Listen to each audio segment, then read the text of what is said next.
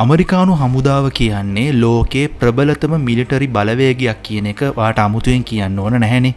හැබැයි ඔබ දන්නවාද මුළු මැද පෙරදිග කලාපයම පාලනය කරන ඉරානය වැනි ප්‍රබල රටවල් සමග ඍජුවම යුද වදින ඇමරිකානු හමුදා අංශය මොකක්ද කියලා? ඒ තමයි සෙන්කොම්. එහෙමත් නැත්නම් US Central Command එක. මෑත කාලයේදී ඉරානය සහ ඊශ්‍රායලය අතර ඇති වූ ඉතා දරුණු මිසයිල සහ ඩ්‍රෝන ප්‍රහාර මාලාවේදී ඉරාන ප්‍රහාර මැඩපවත්වන්නට ඊශ්‍රායලයට පිටිපස්සෙන් හිටියේ මෙන්න මේ කියන සෙන්කොම් බලෑනියයි. රතු මුහුදේ බොහෝම ප්‍රබල විදිහට සටන් කරපු හෝති කැරලිකරුවන්ට සහ ඉරාන හිතවාදී සන්නද්ධ කණ්ඩායම් වලට පවා ඇමරිකාවෙන් ප්‍රහාර එල්ල කළේ මෙන්න මේ කියන සෙන්කොම් එක හරහා. ඉතින් අද අපි කතා කරන්නේ භූගෝලීය දේශපාලනය සහ යුද බලය තීරණය කරන මේ අද්භූත සහ බලගතු සෙන්කොම් එක ගැනයි. මෑත කාලයේදී සෙන්කොම්හි ප්‍රධානතම සහ භයානකම ප්‍රතිවාදියා විදියට සලකන්නේ ඉරානය.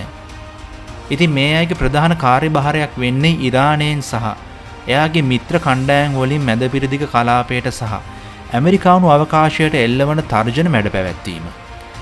මෑත කාලයේදී බැලුවොත් නම් ඉරානය විසින් ඊශ්‍රායලට එල්ල කළ දැවැන්ත මිසයිල ප්‍රහාරවලදී ඉරාන මිසයිල හා ඩ්‍රෝන 100 ගණනක් අහසේදී විනාශ කර දැමුවේ මෙන්න මේ කියන සෙන්කොම් සතු අධිතාක්ෂණික ගුවන් ආරක්ෂණ පද්ධති සහ ප්‍රහාරක ජෙට් යානා වලින්.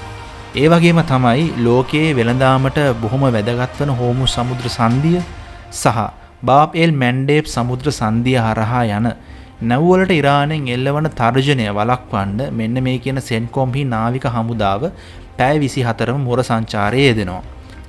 ඉතින් සරලවම කිව්වොත් ඉරානය සහ ඇමරිකාව අතර මැද පෙරදිග සිදුවන හැම සෙවණැලි යුද්ධයකම එහෙමත් නැත්නම් ෂැඩෝ වෝ එකක් පිටිපස්සෙම මෙන්න මේ කියන සෙන්කොම් එක ඉන්නවා. ඉතින් ඔයගොල්ලන්ට ප්‍රශ්නයක් ඇති ඇත්තටම මේ සෙන්කොම් එක පාලනය කරන්නේ මොන වගේ කලාපයක්ද කියලා. සෙන්කොම්හි නිල වගකීම් කලාපයට එහෙම නැත්නම් අපි කියනවා area of responsibility එකට ලෝකයේ අතිශය සංවේදී සහ යුදමය වශයෙන් බොහොම වැදගත් රටවල් 21ක් ඇතුළත් වෙනවා.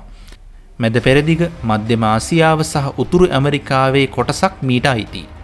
ඉරානය, ඉරාකය, සිරියාව, ඇෆ්ගනිස්තානය, පාකිස්තානය, සෞදි අරාබිය, කුවේටය සහ ඊජිප්තුව මේ කියන රටවල් යටතට පත් වෙනවා. විශේෂයෙන්ම කිව්වොත් 2021 දී ඊශ්‍රායලයත් මෙන්න මේ කියන සෙන්කොම් කලාපයට ඇතුළත් කළා. අමුවෙන්ම කිව්වොත් මේ රටවල් 21 ඇතුළත සිදුවන ඕනෑම වර්ගයේ ඇමරිකන් මිලිටරි මෙහෙයුමක්, ඩ්‍රෝන ප්‍රහාරයක් හෝ ආරක්ෂක ගිවිසුමක් ක්‍රියාත්මක කරන්නේ ෆ්ලොරිඩාවේ පිහිටි මෙන්න මේ කියන සෙන්කොම් ප්‍රහාරක මධ්‍යස්ථානයේ ඉඳලයි. දැන් අපි බලමු මෙන්න මේ කියන සෙන්කොම් සතු සැබෑ යුද ශක්තිය පිළිබඳව.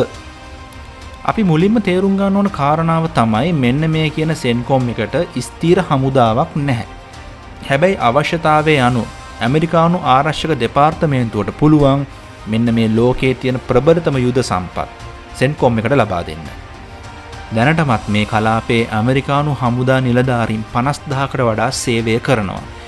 ඒ වගේම තමයි සෙන්කොම්හි බලය පෙන්වන ඇමරිකාව ලෝකයේ ප්‍රබලතම ගුවන් යානා වාහක නැව් එහෙම නැත්නම් අපි කියනවා එයාක්‍රාෆ්ට් කැරියර්ස් 3ක් එකවර මේ කලාපයට යොදවලා තියෙනවා.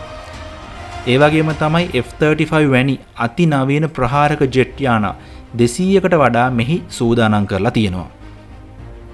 කටාර් අධිරාජ්‍යයේ පිහිටි අල් උදෙයි දැවැන්ත ගුවන් කඳවුර, බහරේනයේ පිහිටි ඇමරිකානු 5 වන නාවික බලෑනිය එවත් US 5th Fleet එක සහ කුවේටයේ පිහිටි ගොඩබිම් කඳවුරු හරහා මුළු මැද පෙරදිගටම තමන්ගේ අනසක පතුරවන්න මෙන්න මේ කියන සෙන්කොම් එකට පුළුවන්. මීට අමතරව කෘත්‍රිම බුද්ධිය මගින් ක්‍රියාත්මක වන මුහුදු ඩ්‍රෝන යානා හෙවත් ටාස්ක් ෆෝස් 59 එක පවා දැන් මෙහෙවන්නේ මෙන්න මේ කියන සෙන්කොම් එක. සෙන්කොම් කියන්නේ මැද පෙරදිග සටන් බිම පාලනය කරන ඇමරිකාවේ ප්‍රධානතම අවිය වුණත් ඇමරිකානු හමුදාව සතු විශාලතම සහ ප්‍රබලතම බලෑනිය සෙන්කොම් කියලා ඔයා හිතුවොත් ඒක වැරදි. එහෙනම් ලෝකයේ ලොකුම ඇමරිකානු හමුදා බලෑනිය මොකක්ද? අපේ රට ඒ කියන්නේ ශ්‍රී ලංකාව සහ මුළු ආසියානු කලාපයේම ආරක්ෂාව අධීක්ෂණය කරන්නේ ඇමරිකාවේ කුමන හමුදා අංශයෙන්ද? අන්න ඒ ගැන ඒ කියන්නේ ශ්‍රී ලංකාව සහ ආසියාව බාර අරගෙන තිබෙන සෙන්කොම් එකටත් වඩා 7 ගුණයකින් ප්‍රබල US Indo-Pacific Command එක ගැන අපි ඊළඟ වීඩියෝ එකෙන් කතා කරන්න බලාපොරොත්තු වෙනවා. ඉතින් CENTCOM එක ගැන ඔයා මොකක්ද හිතන්නේ? ඒගොල්ලෝ මැද පෙරදිග ඇත්තටම සාර්ථක වුණාද? ඔයාලගේ අදහස් පහලින් කමෙන්ට් කරගෙන යන්න. SL Fireball අපගේ YouTube channel එක subscribe කරන්න ඔබ සැමට ආරාධනා. ඔබට ජය.